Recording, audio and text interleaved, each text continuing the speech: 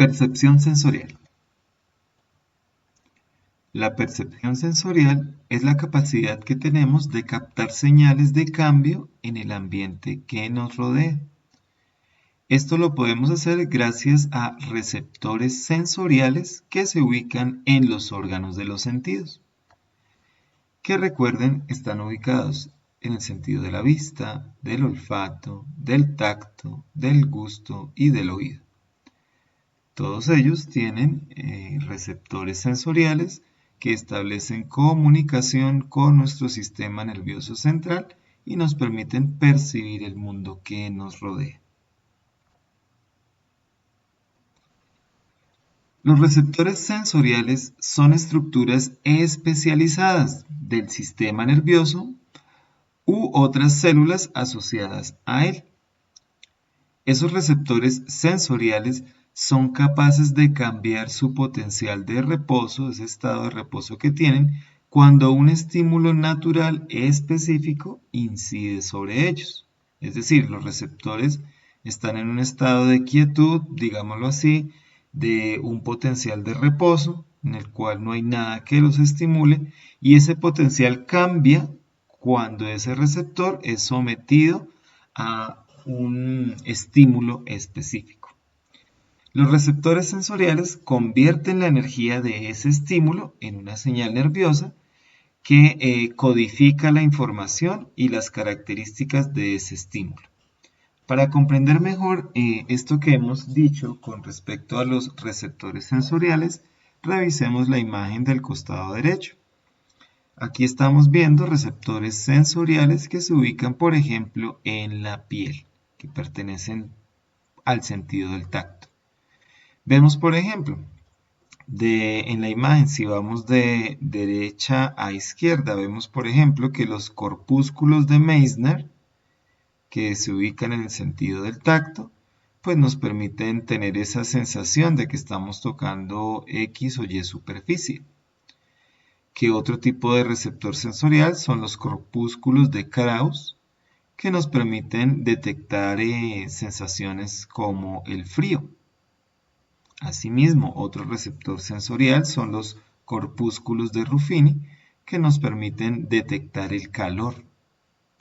Los corpúsculos de Pacini, por su parte, nos permiten detectar la presión, ya sea que un objeto esté haciendo presión sobre nuestra piel o que, por ejemplo, con nuestras manos estemos haciendo presión sobre determinada superficie.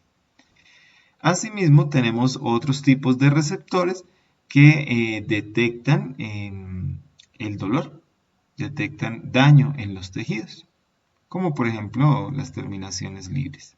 Entonces estos son ejemplos de receptores sensoriales que, como ya lo mencionamos, son estructuras especializadas del sistema nervioso que cambian ese potencial de reposo cuando son sometidas a un determinado estímulo. Y ese cambio en el potencial de reposo es traducido a una señal nerviosa que llega a nuestro sistema nervioso central. Clases de receptores sensoriales. De acuerdo a la naturaleza física del estímulo que son capaces de percibir esos receptores, tenemos básicamente 5 tipos de receptores distribuidos en nuestro cuerpo o en el cuerpo de muchos seres vivos. Vamos a revisar entonces. El primer tipo de receptor es el fotorreceptor. Esos receptores son sensibles a la incidencia de luz en la retina del ojo. Por eso encontraremos fotorreceptores en el sentido de la vista. Mecanorreceptores. Los mecanorreceptores son sensibles a deformaciones mecánicas del receptor o de las células que están cerca de él. Es decir, cuando hablamos de un mecanorreceptor, percibe deformaciones, cambios de presión y también percibe cambios en las células que están junto a él. Por eso encontramos mecanorreceptores en los sentidos del tacto y en los sentidos del oído. Termorreceptor.